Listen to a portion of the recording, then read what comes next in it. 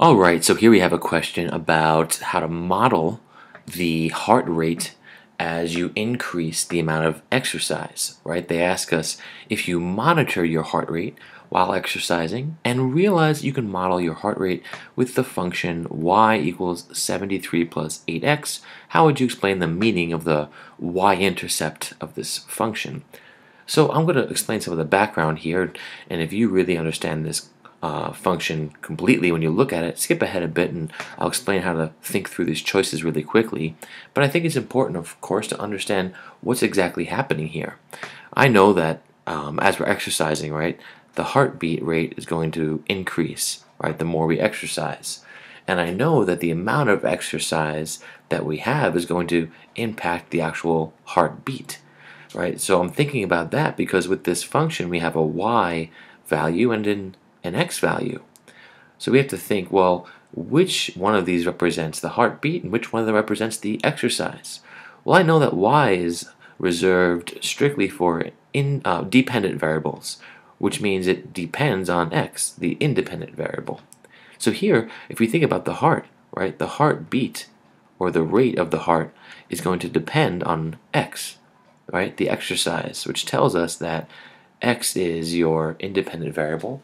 How much exercise you choose to do will impact how much or how fast your heart is beating. Then what is the meaning of the 73 right here? Well, this tells me that no matter what, my heartbeat has 73 beats per, what is this? Oh, they don't tell us. I'm guessing 73 beats per minute. I don't actually know how much a heart beats.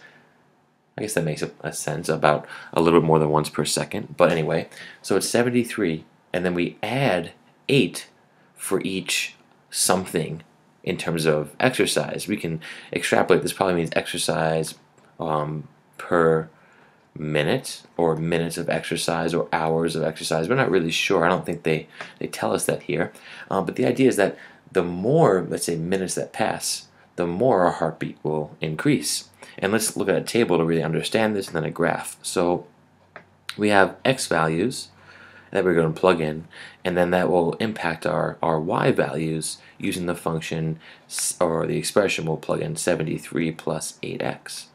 So this is just a little table, and I set it up so that in one column we have our x values, in one column we have the expression, and then that tells us what the y values will be. Well, let's say I don't exercise at all. Well, that just goes back to what we were saying before. That would be 73 plus 8 times 0, right? 73 plus 8 times 0, and that's what y equals. So that's just 73. So that tells us if we don't do any exercise, our heart is beating at around 73 per minute, 73 beats per minute, or whatever it is. And then if we have 1 minute of exercise, what would happen? Well, our heartbeat would go up by 8 because we have 73 plus 8 times x, or 8 times 1. See, I'm just plugging these x values into the expression. So now we have a heart rate of what? Well, 73 plus 8 is 81 beats per minute. And if you notice, we have our slope here. It just went up by 8 beats for that 1 minute. So our slope is telling us every minute that passes of exercise, we have another 8 beats, right, in total. So if I have 2 minutes of exercise, I go back and I have 73 plus 16, or 8 times 2. And 73 plus 16, what's that? Well, 73 plus 10 is 83, plus 6 is 89, and again it's gone up by 8 more beats, and so forth. So we can see that at the start, when x equals 0, that's our starting point right here, our beats are 73 per minute. Now by definition, this is called a y-intercept. Why is that? What? I always try to explain the y-intercept with asking why, but of course it's a little confusing. So let me just backtrack for a moment here. Let's go back to our axes. We said early on, or I said, excuse me, that our heart rate, right? Our heart rate is the dependent variable. It's the y, or on the y-axis. And it depends on the amount of exercise that we're doing. So that's exercise then independent, or x, on the x-axis. So here we're saying when your exercise is at 0, that's right here on the x-axis, your heart rate is up at 73. So let's go by maybe 20s, 20, 40, 60, 80, right? 20, 40, 60, 80. Although that's not really a good interval. You won't be able to see very clearly what's happening. So let me just change the interval to tens. 10, 20, 30, 40, 50, 60, 70, 80, 90. So 20, 30, 40. I'm not going to label all of them. 50, 60, 70, 80, and 90. Okay. Sorry. So I'll put, I will label, I'll label all of them. Okay. So now at 0 minutes, right, and then we look at 1 minute and 2 minutes, we can keep going, but I just want to get the sense of what's happening. At 0, we're already at 73. Notice this dot, this plot, this point is on the y-axis, hence the name y-intercept. It's intercepting the y-axis, and that always happens when x is at 0, because when x is at 0, you're on the y-axis. That's the idea. Then at 1 minute, we're up at 81, right, so about here. And then at 2 minutes, we're almost at 90, right? So here maybe. And my graph's a little bit off, so I'll make the dots a little bit bigger. But anyway, you see this is a linear function. And for each 1 minute that passes, we go up by 8. So there's our slope. We go over 1 minute and up 8, excuse me, over another 1 minute and then up another 8.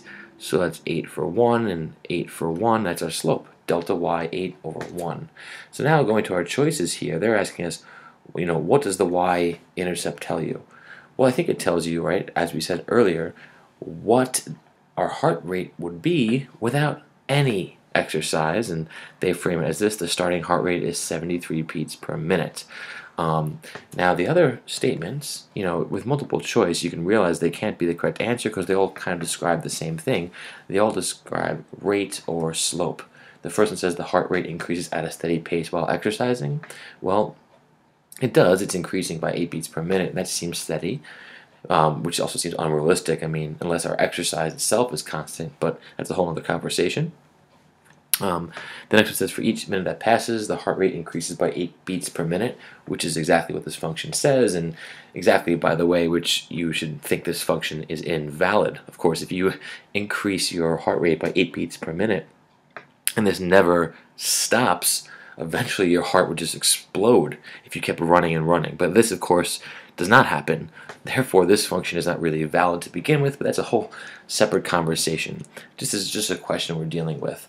And then it says here, the heart rate does not increase much. Well, it depends on who you're talking to, but this seems like a pretty drastic increase per minute. But then again, I'm not any kind of expert with heartbeats. But anyway, so yeah, here, you either are going to be asked about slope or intercept. Slope always refers to this term right here. Remember, this is based on the slope-intercept form, mx plus b, where m is your slope and b is your y-intercept. They just kind of reverse the order using the commutative property here. So b is first, plus mx. That's what you're seeing. So b is your y-intercept, that's 73, and m is 8, or your slope. All right, hope this helped.